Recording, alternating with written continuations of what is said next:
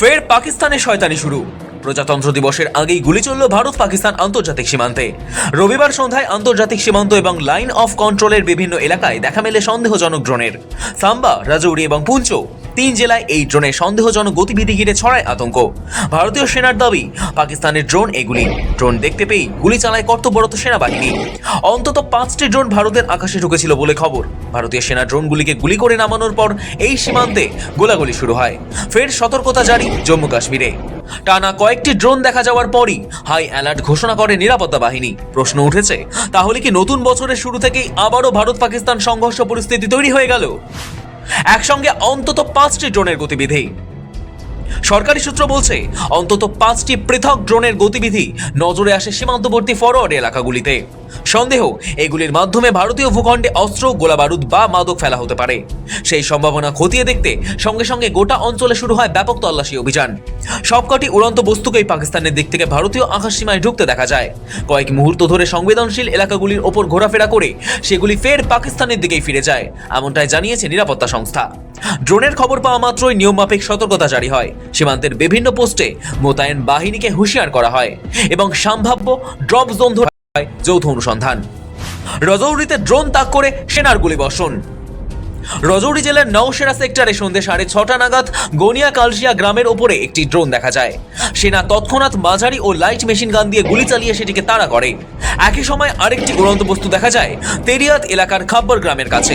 কর্মকর্তাদের অনুমান, কালাকোটের ধর্মশাল গ্রামের দিক দিয়ে উঠে এসে তা ভরাখের দিকে এগোয় এবং পরে মিলিয়ে যায়। সাম্বার রামগড় সেক্টরে উড়ল সন্দেহভাজন ড্রোন।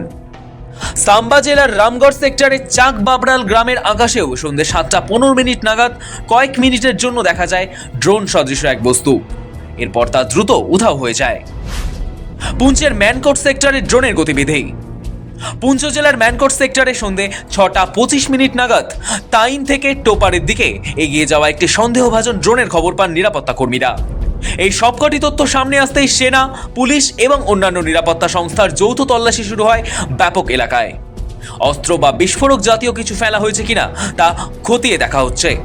গভীর রাত পর্যন্ত অভিযান চলে। এই ড্রোন হুমকি আরো উদ্বেগ বাড়াচ্ছে, কারণ কয়েকদিন আগেই সাম্বার পালোরা গ্রামে আন্তর্জাতিক সীমান্তের কাছে উদ্ধার হয়েছিল বিপুল অস্ত্র ভান্ডার। সন্দেহ, পাকিস্তানি ড্রোনের মাধ্যমেই শুক্রবার রাতে ফেলা হয়েছিল সেই অস্ত্রের চালান, যার মধ্যে ছিল 2টি পিস্তল, 3টি ম্যাগাজিন, 16 রাউন্ড গুলি এবং একটি গ্রেনেড। সীমান্ত পেরিয়ে ড্রোন ব্যবহার করে অস্ত্র পাচার ও অনুপ্রবেশ বাড়ানোর আশঙ্কাই আরও জোরালো হয়ে উঠছে। নিরাপত্তা আধিকারিকদের মতে, ভারতে লুকিয়ে থাকা জঙ্গিদের অস্ত্র এবং অন্যান্য রসদ দিতেই সম্ভবত এসেছিল পাক ড্রোনগুলি। ইতিমধ্যেই ওই জম্মু কাশ্মীরের একাধিক জেলায় শুরু হয়েছে চিরুনি তল্লাশি। যে এলাকাগুলিতে পাক ড্রোন চক্কর কাটতে দেখা গিয়েছে, সেখানে তল্লাশি শুরু করেছে সেনা, পুলিশ এবং অন্যান্য সংস্থাগুলি। গভীর রাতেও তল্লাশি চলেছে, কিন্তু প্রশ্ন উঠছে, ভারতের আকাশসীমা পেরিয়ে 5টি ড্রোন ঢুকে পড়ল কি করে? প্রথমেই কেন আটকানো যায়নি ড্রোনগুলিকে?